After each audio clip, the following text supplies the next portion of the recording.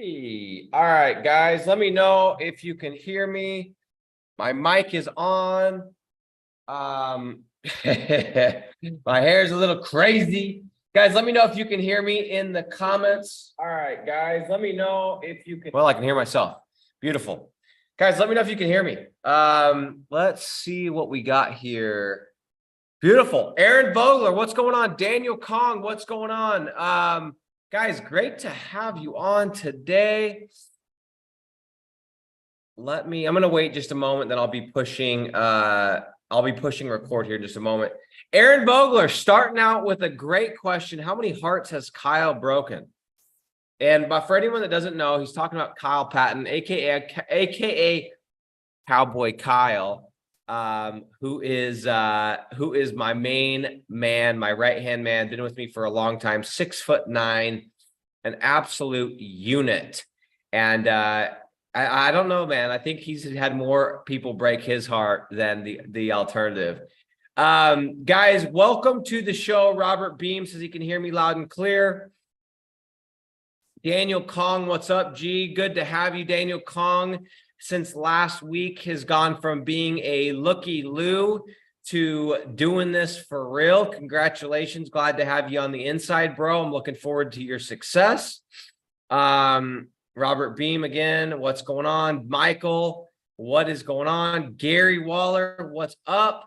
Guys, it's going to be a banger. It's going to be a good show. I'm going to push record here in just a moment. Once again, I want to remind you guys, we're going to do live Q&A again. Last week, there was a ton of good questions.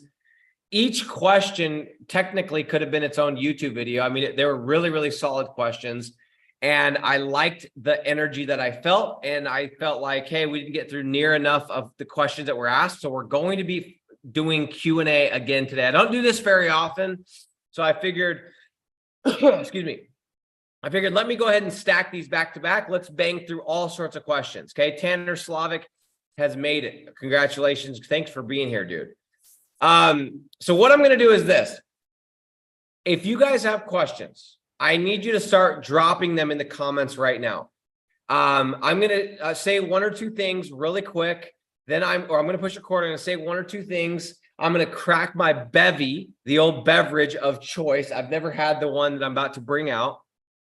And then we're going to get into Q&A. And I'm going to go and start with some of the questions that we didn't get to last time. We're going to bang through as many questions as we possibly can today. Okay. So anyway, guys, welcome to the call. For those that are new, and this is your first call, hold on. I got to get rid of some of these notifications. Hang tight. I got to get rid of some of these tools that are going to make some annoying sounds. For those of you that it's your first call, my name is Nick Wood. I am, if you didn't know, the king of digital real estate. And I mean that because I have done it. I have been there. I have tried it. I've gone into the wrong niches. I've gone into the right niches. I've spent the ads. I spent over $1.24 million on ads. I've gone $60,000 in debt. I was this close to giving up just a couple of years ago and decided, hey, let me figure this out. This model makes sense. Everything about it checks the boxes. Let me go ahead and figure this out. And in 2020, we scaled to 7 figures. 2021, we did $1.45 million. And we've continued to scale up. Last year, we did more money than I ever thought that I would make.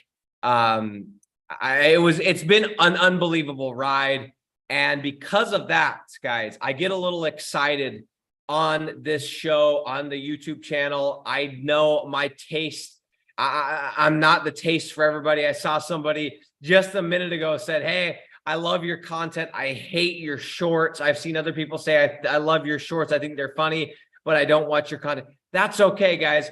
My job and my goal is to put out as much quality value add content as I possibly can around this beautiful business model that we call digital real estate. So if you're brand new to digital real estate, maybe you're live, maybe you're watching this on a replay later today, and you're like, what are you talking about, dude? Really quick, because I know a lot of people on here are OGs. They keep showing up, and I appreciate all of you guys. Daniel, shout out to you. Aaron, shout out to you. Wesley, all you guys, I recognize a lot of you. Robert, maybe a first timer. Tanner, I can't remember if you were on last week, but thanks for being on. If you're new, the business model is so simple, it's stupid. And I really mean that. Literally what you're doing is you are doing real estate just like you would in the real world, just like you would go buy a house, find a tenant, charge them X amount of money, pay the bank the loan, whatever it is. So let's give an example. If your loan is $2,000 per month and you're charging $2,500, you have a couple of costs, maybe your electricity, maybe this, that, and the rest, you end up spending $2,200 per month to keep that property afloat. You charge $2,500 to the tenant. You make $300 as passive income. Shout out to Robert Kiyosaki for coming out with a phenomenal book called Rich Dad Poor Dad, which many of us have read, all of us have heard of. It's the same exact business model. However, a lot less money to get into it. You can build anywhere in the world.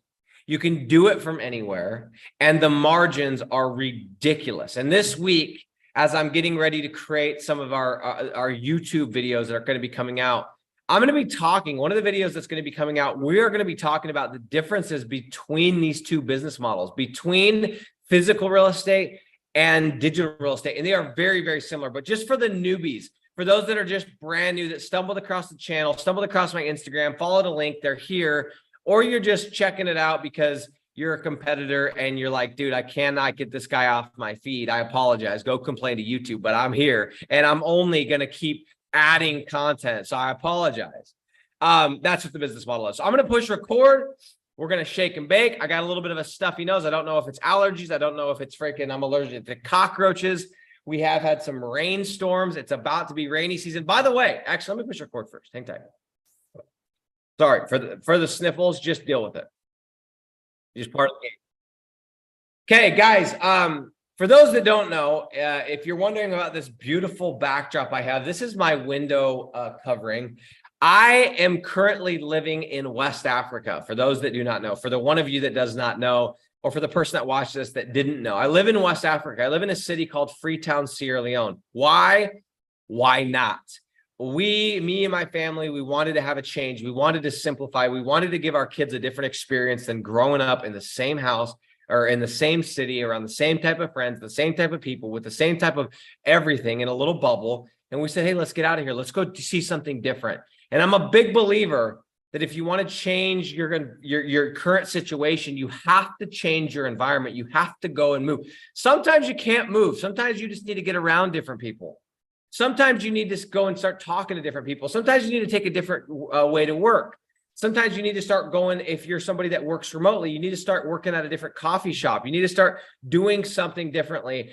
And I am a dramatic person in the sense that when I do something, I seem to do it to the fullest extent. So instead of just moving, next state over, we decided to move to a country that is the exact opposite of the life I was living 2 months ago.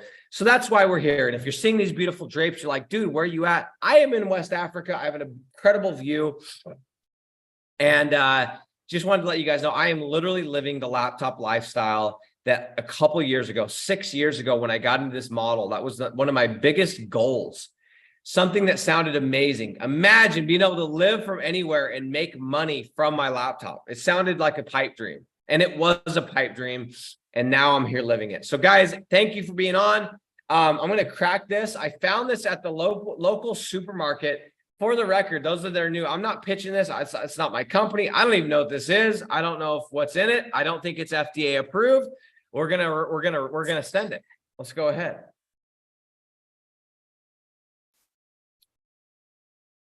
Okay, let me get another sip of that.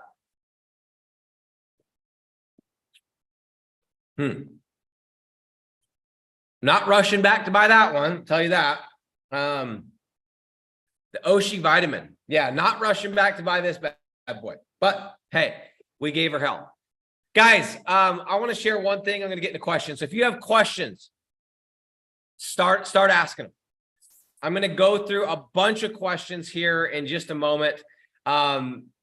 First and foremost, though, how about the internet, y'all? The internet is so much better. If you guys haven't been following My internet has been really bad since I've gotten here. It's been very terrible. There's a couple reasons why. Number one, I live in West Africa. Number two, where I live almost on the cell towers, right? You know how in every city you have the cell towers that are at a high point? Dude, I live on the road to the cell towers. I could see them. They're maybe 100 yards from my house. But the way that this property is built is it's in tiers. It's a 4-tiered property. So you drive all the way up the hill. You start off, you have the gate, and then boom, it drops down. There's some apartments / townhomes. Drops down again, apartments, townhomes, 4 levels. So my signal, and this thing is made out of straight block, yo. So my signal from the station is completely blocked, they say. Anyway, I pulled some strings. I threw a fit. Squeaky wheel gets the grease, and we got fiber up in here, bro. I got fiber in West Africa. Now, I'm not saying it's going to be perfect. We still could have some problems, but I'm looking at this right now. This is phenomenal. This is much better. And I'm happy that we've come this far, because if you guys remember just a couple of weeks ago, or when I moved here 6 weeks ago, how crappy this was, we couldn't even do the call. Anyway, guys, I want to share something really quick you guys need to hear. This is something that I want you guys to just write this down, remember this, and the next time you go to make this mistake, I need you to remember this, okay? Do not burn bridges, okay? I'm going to talk about this for 30 seconds. This isn't the whole call, but I want to let you guys know, do not burn bridges, okay? I don't care who it is. I don't care what wrong they've done you. I don't care how malicious they've been. Do not burn bridges. If you plan, actually, there's a caveat, unless you don't think you're going to be in business. And I still would argue that you should, but if you think you're going to be in business, or you plan on being in business for any amount of time, okay, past a month, do not burn bridges. And I mean with your clients. You get the client, you send them free leads, they completely screw you over, and you want to just choke them out. Don't do it, okay? That there's a difference between being a dick and doing a pullback. You have, let's say you have somebody that you hire that tries to do something bad to you, that tries to steal your client. I've had this happen to me. I've had somebody that worked for me go behind my back and try to steal my clients. Yes, we got rid of them. Yes, we ended it right there, but I did not burn the bridge. Guys, do not burn bridges. I got to tell you this crazy story really quick that happened to me as you guys are starting to drop your comments. A couple weeks ago, 3 weeks ago, I was in the market for a car, right? I moved here. I'm like, hey, I need to get a car. I was borrowing one from a friend. Actually, I've actually been renting it from him, and I'm like, I got to get a car. So we're looking everywhere. We're test driving stuff. I'm on Facebook. I'm on all kinds of, on Instagram. Can't find one. Finally, I get a message from a friend of mine that says, hey, somebody in my compound is selling a car. They're moving to Nigeria. Check it out. And this is like exactly what I was looking for. It's a Land Cruiser, and it's only, 5 to 8 years old, doesn't have that many miles. It's a diesel, it's a V8, all of the things I was looking for. It's like the perfect car. Okay. Sorry for the runny nose. So we go and we check this out. Me and my family, we go check it out. Kids are sitting in the back seat. Kids are excited. We're like, dude, this thing's done. And it's only 20 grand. And this thing is, I thought it was going to be far more money than this. Anyway, the driver's excited. The engine looks perfect. I'm like, I'm buying this car. So we leave the compound on Friday night, and I messaged this guy and say, hey, let's do this thing. I tried to negotiate it a little bit, got him down to like 19.6, said, let's do this thing. And I get nothing. I get no response, no nothing. And I'm like, dude, I need a car right now. And I'm hitting him up. Hey, what do we got to do? Where do I send the money? How do we get this thing done? Because I wanted to lock this thing up before he sold it to somebody else. And no response all weekend. Finally, on Sunday night, I said, look, dude, if you don't want to sell the car, let me know. But I need to get an answer, because I need to keep looking if you're not going to sell it. Monday morning, actually right before we did this call, I go up, work out at our on-site gym, and I get a message from this guy on WhatsApp that says, hey, man, turns out the company, the NGO that I'm working for wants to buy this vehicle from me. So it's going to be a lot easier. I'm just going to sell it to them. And I'm sitting here like, dude, I'm pissed because like, this is the perfect car. Kids are stoked. I thought we were done. I could have been looking at other cars over the weekend. I really felt like this guy screwed me over. I was really, really upset. Like it pissed me off really bad.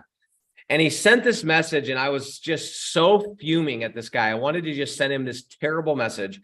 And I sent him the passive aggressive thumbs up, thumbs up. And he basically texted me back. I said to him, hey, I'll spend it. I'll even pay you an extra $1,000.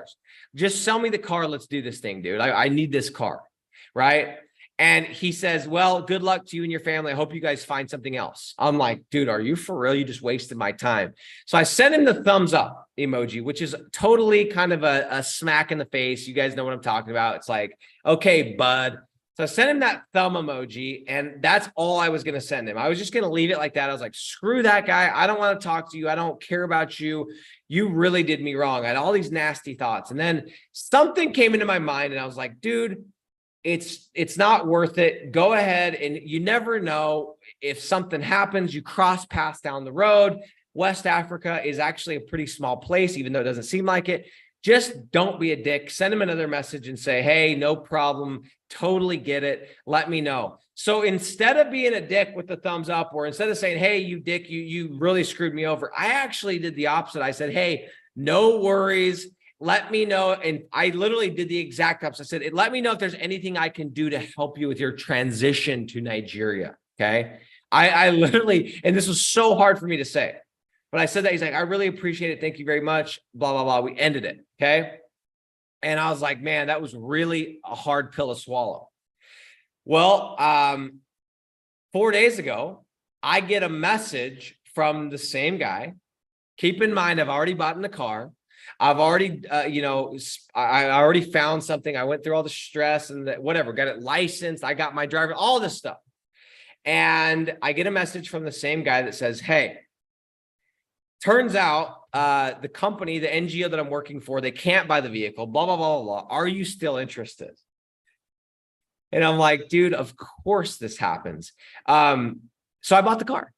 I bought the car. I don't know what I'm going to do with it. I think I could go flip it for 5-10 grand tomorrow. It's a phenomenal price. I think I'm just going to keep both cars. And I don't know, because I plan on being here for a long time and being between here and the state. Anyway, the story is, the lesson is, guys, had I been an absolute dick, I never would have gotten that car. All that I'm saying, I don't care who it is, do not burn bridges. If you're going to be in business, it will come back around. I know that I've been the guy that when you send 3 to 4 free leads and the business owner doesn't show up to the call, you want to send him the meanest text message on the planet, right? You get on the call, you do the Zoom call. He says, no, he can do it better on his own. You want that guy to go freaking run into a ditch. I've been there, right? But I'm telling you guys, I'm begging you guys, if you're going to be in business, it's not worth it. That momentary, that temporary gotcha, that temporary, oh, it felt good to tell him what I really think of him or what I think of her, is not worth the potential for you doing business down the road. And if you're in business, especially in the same industry, it always comes back around. I don't know when I'm going to see that guy. I don't know when I'm going to link up with that guy in another country, or I'm going to need that guy, or we're going to do business together. You never know what's going to happen. And I know it's frustrating and you want to do this stuff. Do not burn bridges. Okay. I have been wronged many, many, many times over the past couple of years, and there's been times that things have happened to me where I've done nothing, literally nothing wrong. And I've been kicked out of Facebook groups or all this crazy stuff that should have never happened. But instead of talking bad, talking ill, I've gone the exact opposite and said, hey, no problem, man. No problem. How can I help you? How can I talk good about you? Guys, don't badmouth people. Do not burn bridges. This is how you build big business. This is how you build big business, because people, they will admire that more than if you go and you pull that card. Okay. And I know this sounds a little funny coming from me, because sometimes I get a little salty, but I never mention names. Do not burn bridges. It's not worth it. Life's too short. Relationships are too important. And it's just a good business move. Okay. That's just my 2 cents for the day. Guys, let's get into this. Let's get into this. Now, what I'm going to do, as I said, I'm going to start with the questions. We had a couple of questions that never got addressed last week, and I'm going to start with those because they were phenomenal questions. I want to get to those really, really briefly, and then we're going to keep going. So I'm going to speak to Orlando Bermudez really briefly. Again, guys, questions, drop them in the comments. I'm going to go through the questions right here on the post inside of Facebook or inside of YouTube, then inside of Facebook. Then I'm going to come to the stream. We're going to rip for the next 40 minutes, all Q&A, whatever sales, negotiation, hiring, scaling, niches, you name it, anything you want to ask, including dirt on Kyle. I will share it. I got no bones sharing some dirt on Kyle. Let me know. Okay, so Orlando asked a few questions last time. I only got to one of them. So I am going to get to the rest of them. Okay. He asked, here's his second, he asked a few questions. So I'm going to I'm going to answer this one real quick. He says, what do you suggest if a website takes more than 6? Okay. We answered that one. Sorry. Number 3, how do I know if the leads are coming organically or by ads? Is the question. How do you know if the leads are coming organically or by ads? Okay, so let me just say this first. We have to remember, there is a way to track this, by the way. I just want to say this first. Do not forget the place of ads. Do not forget that ads are simply a bridge. Ads are simply a vehicle to get us from selling the website to when the website ranks. It's a way for us to speed this process up. It's a way for us to not wait 6 months, 7 months, 9 months, 12 months for a website to rank before we can, potentially go and sell it and waste all of our time, money, effort, resources. But ads is literally just a bridge. It is a vehicle that has got its place. Okay. So what I need you to remember, Orlando, I think that's what your name was, Orlando. Let me double check here. Yes. Okay. What I need you to remember is that at the end of the day, your job is to get the deal and undersell it, right? Don't promise or get people's expectations thinking they're going to get 30, 35, 50 leads right out the gate, unless you have a website that's ranking, that's been producing that many leads for 4, 6, 12, 18, 24 months. Then you might be safe doing it. Undersell the deal and get the expectations so low that you know you're going to blow them out of the water, right? Use the ads to continue to keep them happy. And in the meantime, as soon as you get the deal, as soon as you get the credit card, as soon as you get it on paper, go and start building out the actual website. Go and start building out the SEO. Go and start ranking the website. And for those that are new, that have no idea what I'm talking about, guys, what we do is we spend a little bit of money on ads to get leads and phone calls coming in right out the gate. We take those leads to land the deal, right? Those are our bait. That is how we close the deal. We still don't even have a regular website. This is still the one pager. As soon as we close the deal, we use the money from that deal to go buy the domain, buy the tracking number, do the SEO, do it for real, put in the content, do the GMB, and we try our best to get that ranked as soon as possible. Okay. Do not ever forget the place of ads. Okay. I want to say that first. Secondly, okay. And the reason I want to say that because truthfully, it doesn't really matter. And I know what you're asking. Everyone's curious. How many ads am I getting from ads? How many am I getting from organic, et cetera, et cetera, et cetera. But at the end of the day, guys, the goal is just go do good keyword research, find out what keywords you want to rank for, and go get ranked for those keywords. Okay. Go get ranked for the term concrete, concrete contractors, concrete patio, concrete driveway, concrete sidewalk, decorative concrete. Be number one in the GMB, be number one organically, and you can go ahead and assume majority of those are organic, okay? So don't overthink it. Don't spend a bunch of time worrying what's coming from what, okay?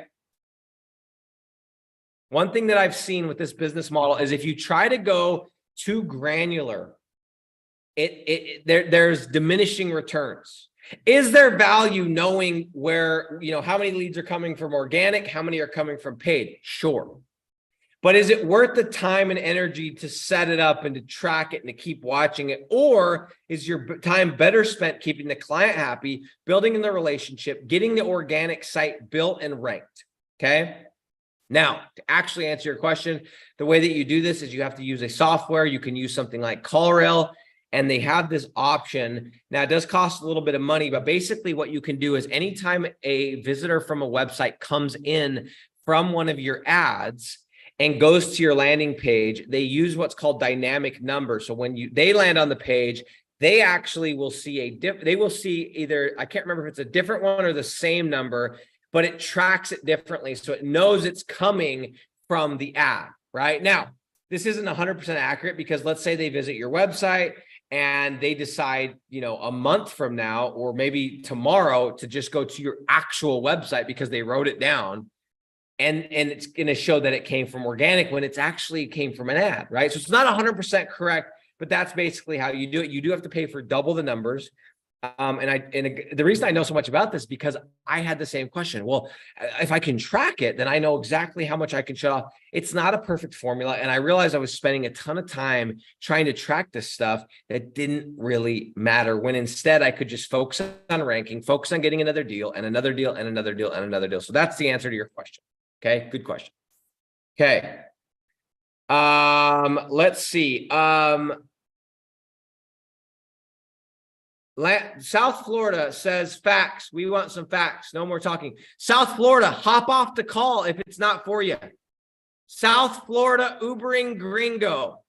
Hop off the call, bud. If this isn't for you, then just hop off, dude. Hop off. There's a bunch of other schmoes that are super vanilla that you can go listen to. Okay. Hop off. I'm probably not your style. I'm sure I'm not your style. That's how I roll, dog. If it's not your style, get the hell off the call. Okay. Okay. Next question. The landing page is it says, is the landing page just for ads? When I get a deal, I start building another website or continue growing the landing page with more content.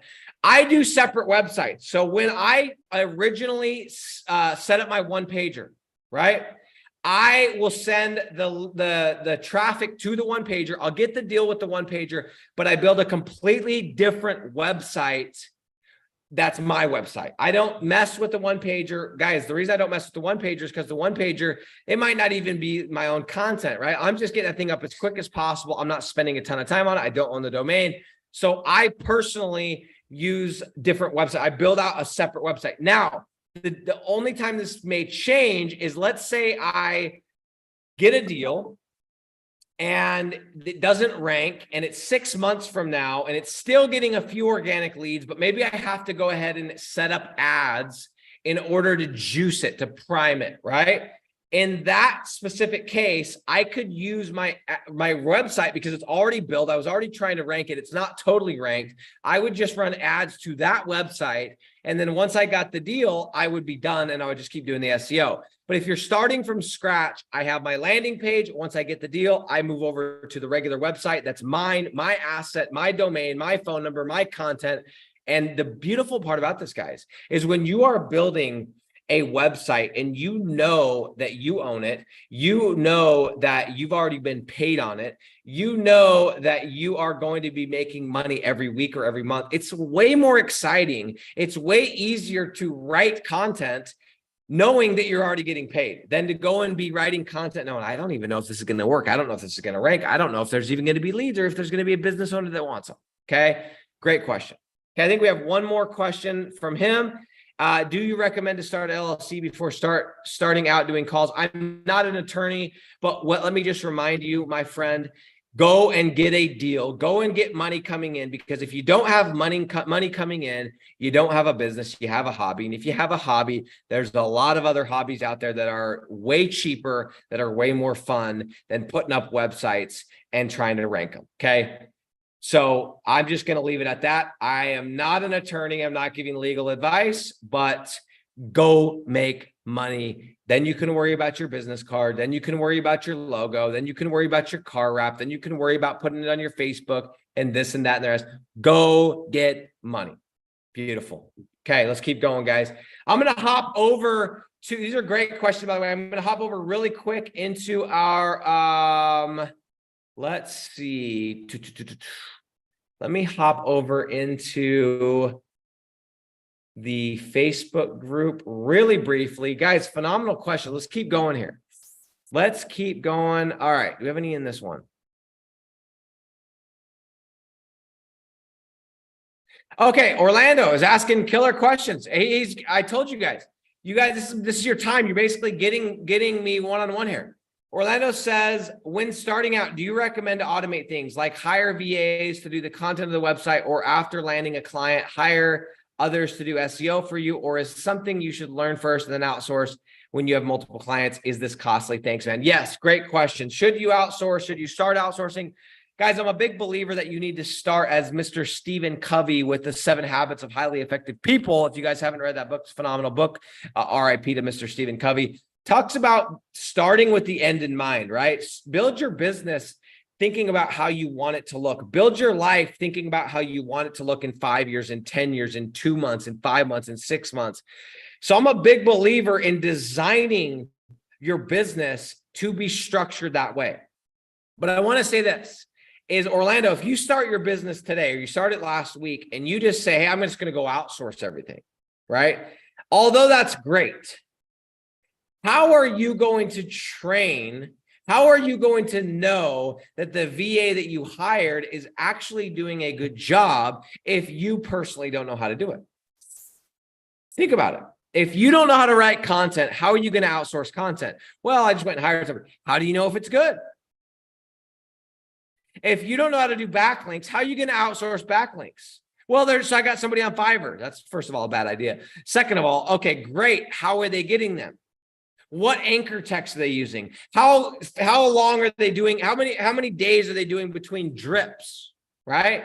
Are they using a naked URL every certain amount of backlinks? Are these relevant backlinks? Are these copycat blog comment backlinks? Are these PBN black? Guys, you got to know this stuff before you can outsource it. That's why I'm always hitting so hard.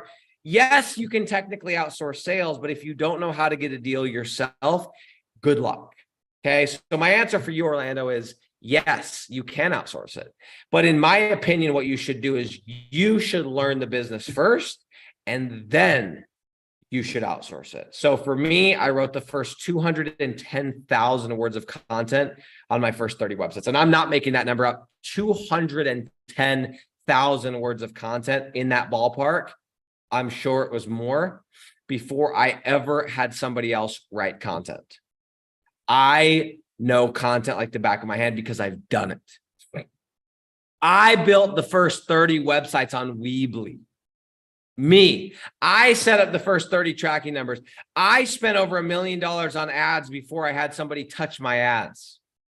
That sounds kind of funny because you get it confused with some other word that's really close to ads, right? Go and learn these specific pieces of the business first before you outsource them. But 100%, if you want to grow big business, bro, you are going to need help. And VAs are a phenomenal way to do it. Shout out to my guy, John Jonas over at onlinejobs.ph. Phenomenal tool.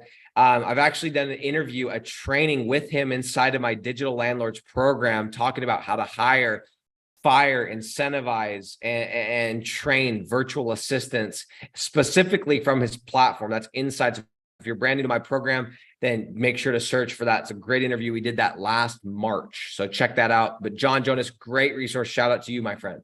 Okay. Yes, you're going to need people, and you can choose to do it solopreneur style, 100%. And you can scale this thing to 15, 20, 25. If you're really good, maybe even 30,000 a month by yourself. But you are not going to be able to have a ton of freedom. It's going to be very difficult. You're going to be managing all the clients. You're going to be making sure everything's working. You're not going to be able to it's going to be tough. Okay. So in my opinion, you go and you learn the business, and this is my rule of thumb, is that the things that are taking the most amount of your time, that are yielding the least return, those are what you outsource first, right? Sales takes a ton of my time. It always has, but I've never gotten rid of it. Why? Because it moves the needle. Every time I get a deal, it allows me to potentially hire somebody else. It allows me to run more ads. It allows me to buy, my time back and do consulting and do this and do that. So I keep sales near and dear, and I recommend most of you guys do the same. Content, on the other hand, building out websites, although necessary, is time consuming. And it's not necessarily moving the needle. It's something I can train somebody, even if they're a foreigner, and they can do it for pennies on the dollar. Okay. Phenomenal question. Guys, let's keep going into the questions. These are phenomenal. Ahmed says, what's your opinion on looking into countries other than the US, for example, the UK or Australia?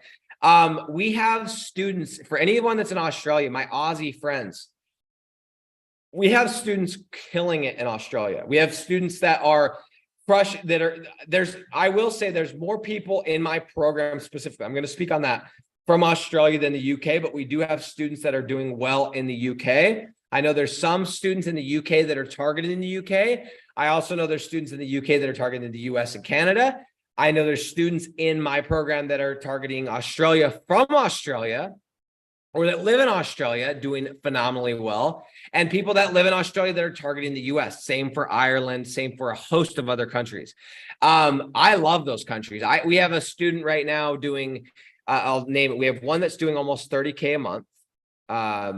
That's been in my program just over a year. We have another one doing right around 10K. We have another one that's doing close to 40K. I'm going to be doing an interview with this individual. This is an Australian. This person isn't even Australian. They're from South America, moved to Australia, only doing rank and rent in Australia, almost $40,000 per month. Keep watching on Facebook. We're going to be doing an interview very soon with that individual. We have so many examples. People are crushing it, guys. So my opinion is, yes, you should be doing it. And yes, it's possible to make a lot of money in those countries. Okay. The next question from the same gentleman. I'm using Wix to make current websites. When should I invest in a property? Bro, the platform doesn't matter.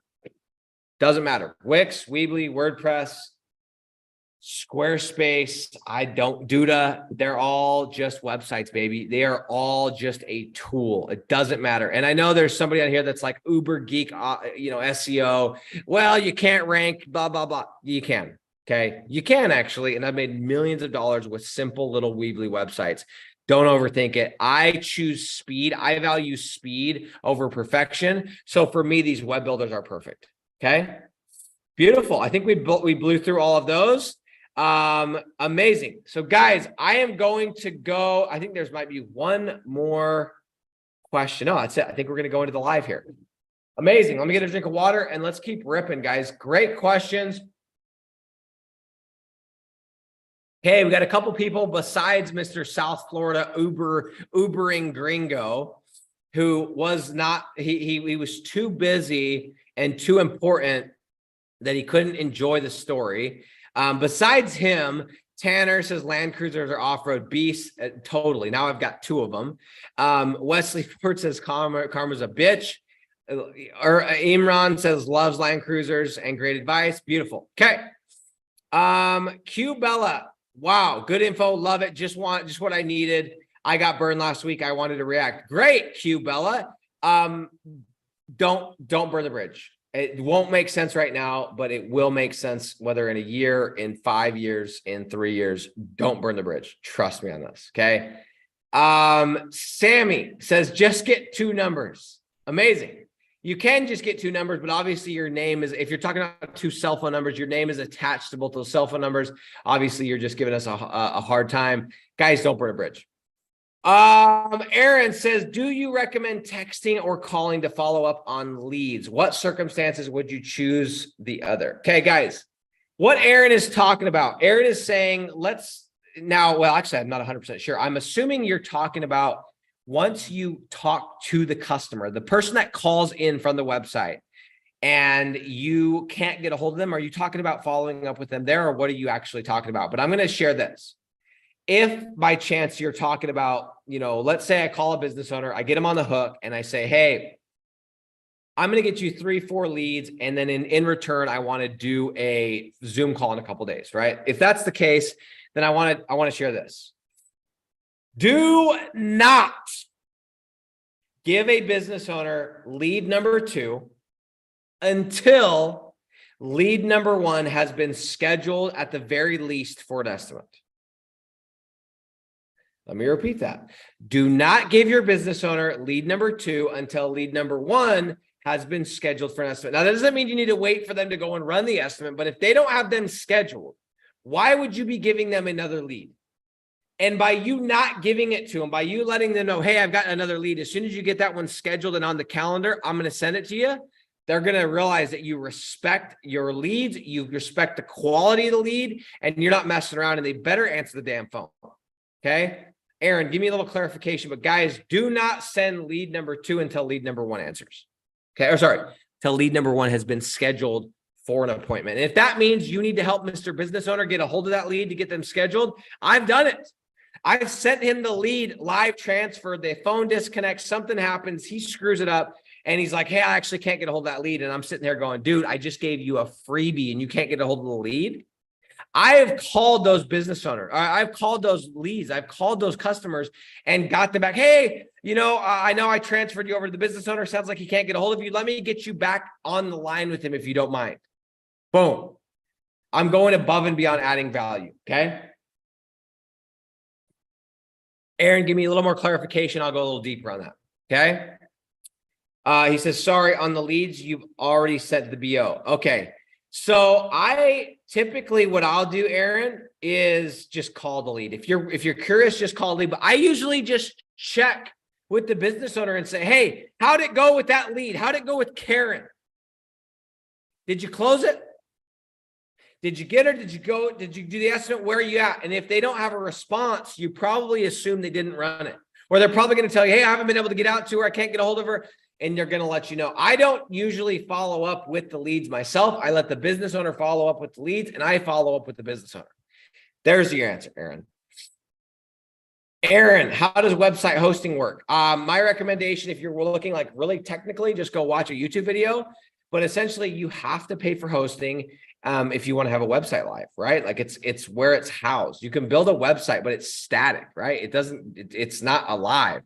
You have to have somewhere that can do security on it. They can make sure that's up and running and everything else. Technically speaking, I'm not sure exactly how it works. So you have to research that, but that's how it works. Very simple. A lot of these like Wix, Weebly, Foursquare, I think it's called, as we talked about. A lot of these ones, guys, they will have their own hosting through the website. It tends to be a little bit more expensive because they sell the hosting. That's where they make money. But then you can also go and do stuff like WordPress, where you can go get X amount of hosting and it's tons and tons and tons of sites, and you don't ever have to worry about it. Okay. Great question. Low Key Productions. Are you outsourcing the website build? I am not. I am outsourcing it to my team, but I personally build all the websites myself. Guys, I've tried this. Where, let's say when I was a solopreneur, I get the deal. I'm like, man, maybe instead of building out a team, I should just go and hire somebody to do it. Maybe a company that knows how to build these websites. I've done it. I've had okay success. What I found is when you pay somebody to do a done for use type of a project, a lot of times it's shitty, right? Because they have how many other orders that they're trying to fill.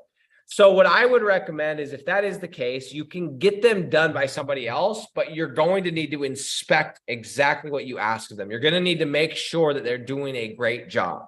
Okay. That can get very scary very quickly, right? Because let's say, are they going to put the page title on included in that website? Great. That's cool. You just saved yourself some time. Are they going to do the page title correctly? Are they doing the H1 correctly? Are you giving them the keywords? Are they doing the keywords? Who's doing the keyword research? Who's writing the content?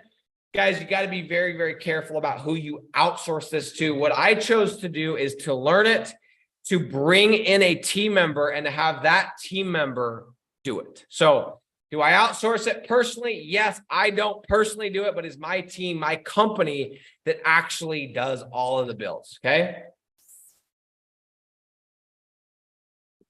Keep going. Fabio says, do you use two different tracking numbers? One for the landing page? No, I don't. Oh, sorry. One for landing page, one for, yes, I do. I'm sorry. I thought we were talking about what I was discussing earlier about being able to track what's organic, what's ads. Yes, guys, when I build my original landing page, I get the deal and I'm like, let me go ahead and build out the website and start ranking it. Totally different phone number. I'm starting completely over. Once I've moved over to the actual website and I'm starting to run ads to that website while it's ranking, guys, I get rid of the tracking number on the original page, okay? That original one pager, I get rid of it, okay? But so yeah, I use two momentarily, but then I get rid of the one. Daniel says he wants to touch my ads. That is very nice. I love that. Orlando says, thanks for answering my questions. You're welcome, bro. Sammy says, I meant two numbers to split the landing page and the main website, both going to businesses. Yeah, two different numbers, Sammy. Jacob says, how big a city would you recommend getting your first deal? Wrong question, dude. It doesn't matter. Population doesn't matter. It's how much search volume. And so that's the real question. How much search volume would you recommend in order to go into a city? Because guys, we want the smaller the city, typically the less competitive it is, right? So we want the smallest possible city with the most amount of leads, with the least amount of competition. So I don't ever give any recommendations on population, but what I found is usually going below 1,000, usually between 50, 60,000 and 100,000 is a good spot to start looking. I have done sites at $30,000 or 30,000 population or less, but it's few and far between. Okay. So, and I've also done sites with a couple 100,000 people. So just be careful, and don't worry about population. Okay. It's about search volume. It's about how many people in that city actually need this service. Okay. Robert, do you ever call businesses before having a website in a potential town to see if anyone? Yeah, I've done this, dude. This is a great question. And I can tell that you're starting to take action. You're actually starting to do something, because this is the question that people start to discover. They're like, hey, instead of waiting around for leads to come in, why don't I just go and call business owners and see who's quote unquote interested? So I've done this. It works. The only thing that I found that you got to be careful of is sometimes if you're not careful, you call the business owner today, right? He's excited. Yeah, give me leads, get me leads, get me leads. You haven't even set up a landing page. It takes you 3 weeks to get a lead. Well, you potentially could be losing that guy or that gal. That person could be moved on to the next thing, not interested anymore, et cetera. Okay. So anyway, I've done it and it works, but I usually recommend, especially when you're new, to make sure that you have a lead in your hand, to make sure you have a hot lead sitting in your hand. And when you call Sammy or Jackie or Betty or Joe saying, hey guys, hey, so-and-so, I've got a lead I want to give you 100% free, blah, blah, blah, blah, blah. And it sounds legit. You can give the name, you can give the street address, et cetera. That's how I like to roll. Sammy, do you have any idea about the Jensen brothers? All I know about the Jensen brothers is they do lead generation for a lot of niches. I'm not really sure how their business works. I know it's a nationwide thing. I know they provide leads because they don't do it themselves. Not really sure. You're going to see them all over. Most of the time it's ads. I don't even think I've ever seen them organically ranked. I think they just run ads. I could be wrong, so I wouldn't stress too much about it. But yeah, that's what I know about the Jensen brothers. Okay. Robert says, thank you, Jakob. Sammy says, how much effort it need. Here, let me turn my lights on real quick. Hold on. You know what, guys? Give me 2 seconds. I got to turn on the AC, dude. The light just came on. Hang on.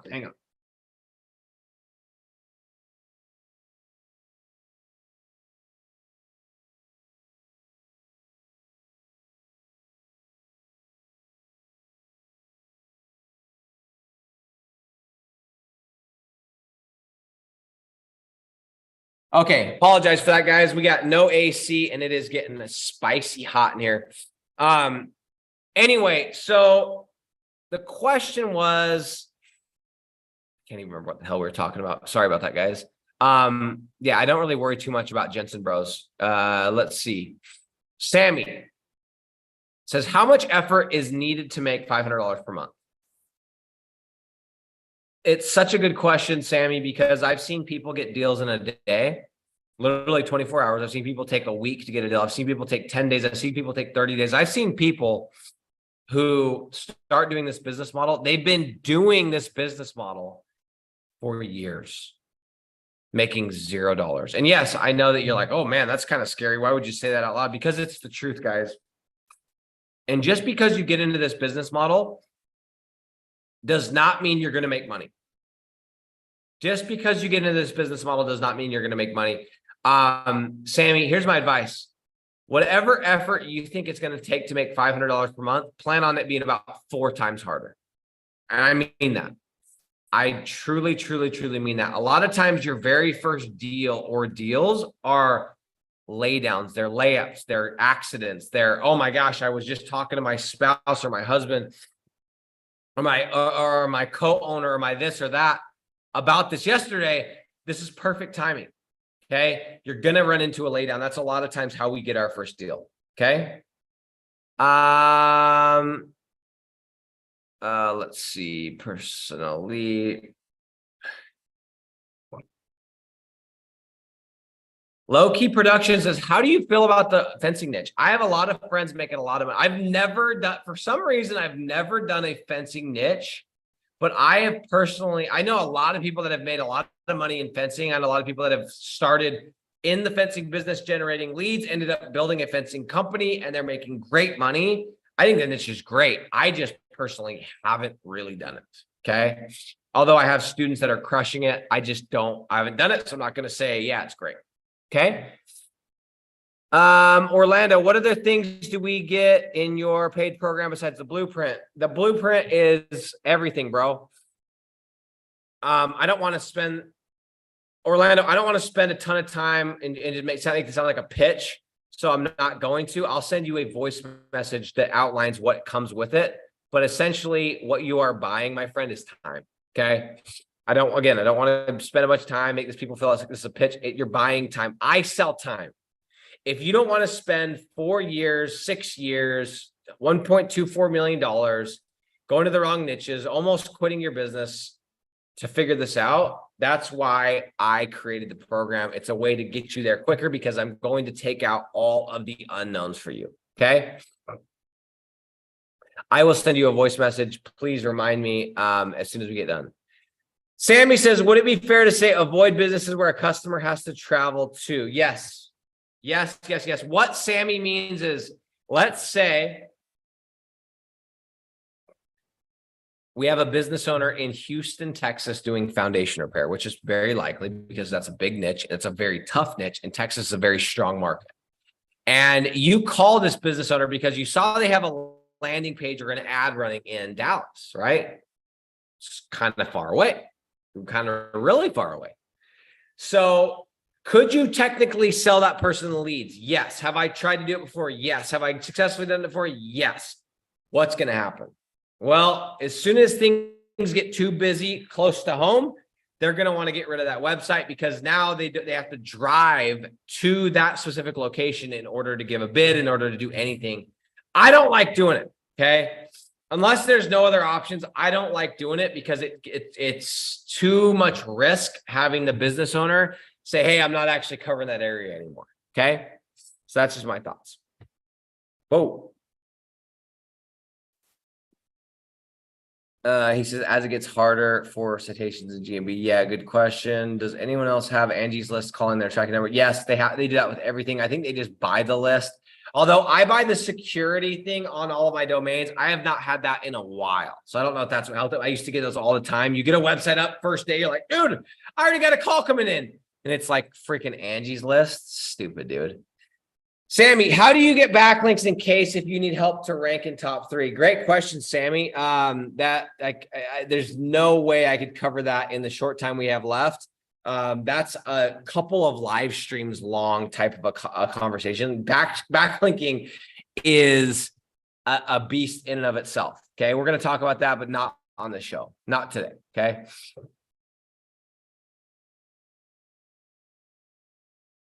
Are PBN backlinks good for ranking? I've used them. I don't use them solely. I do more of like the copycat strategy where I find out what other links everybody else has, but I have had it have some success enough that it's worth it. I don't build PBNs anymore. I used to build a few PBNs here and there, but honestly, the people that are making money on PBNs, in my opinion, are the ones that own a bunch of PBNs and they're just renting them out because now they have an asset that they're renting to you, right? Okay. Are you familiar with or do you participate in cloud stacking? No, I'm not. Please let me know. Enlighten me. Yes, they only do ads. Daniel Kong, if everything looked good, but one site has an age domain of over 10 years, what is the number of stop at? Daniel, it depends, dude. It depends on all the other factors. What else is there to tell me? Are the other ones, are their websites not even showing up in the maps, or are they showing up everywhere, or what's the case? How many backlinks? Like, there's a lot of factors that go into it, but a lot of times that could be a good sign as long as, yeah, I'd say that could be a good sign. Okay. Yeah, I would say that's a good sign. I wouldn't give it completely 100% of the time. Yes, that's great. We should go into it, but it's usually pretty good. If nothing else looks competitive except for that one. Okay. Low key production asks if I need closers. Hit me up. Always need closers. Sammy says, I have a city where location pages are ranking, but no EMD will go for setting up rank and write website. Interesting. Interesting. What niche is that in, bro? Next question Sammy has, he says, is locksmith a good niche to start in? I would say no. Lock niche is something you're never going to get a website ranked in the maps because Google's kind of put a ban on locksmith, on towing, on, what's the other one?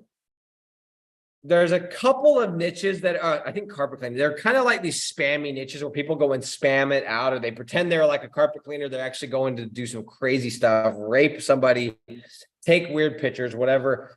I would not go into locksmith. It's too low ticket. It is unbranded. That's good, but it's also just a spammy niche in Google's eyes. Okay. Sammy says, what's the price of training? If you don't mind, dude, I'll send you a message on that. Guys, what other questions do you have? Anybody else have any questions? These questions are phenomenal, and they are giving me so many ideas to be able to create content with, to be able to help you guys. Okay. Guys, everybody except for this guy, South Florida Ubering Gringo. Great name, dude. Thank you guys for being on the call. I love doing Q&A. I love answering these questions. I don't do it very often. You guys have had some amazing questions. Let's take last week and this week. Let's go through, guys. Some of you guys have asked like 4, 5, 6 questions at Orlando. That's like having me one-on-one. I don't sell my time. This is the only time you can get my ear. So I appreciate you. I appreciate anybody that spoke up. And I'm excited. Got it. Thanks for talking. Absolutely. Sammy, send me a message and we will talk. Guys, thanks for being on the show. Next week is going to be another really fun show. And I want to let you guys know on May 22nd, I have a freaking dinger coming up. I'm going to have a special guest on that's in the rank and rent digital marketing space. Lights went out again. No problem. And you guys have to get on this May 22nd, same time. Hop on the call. It's your boy, the king of digital real estate. Any other questions, comments you have, drop right there. I will try to answer them inside of a YouTube video. Guys, thanks again. And I am out.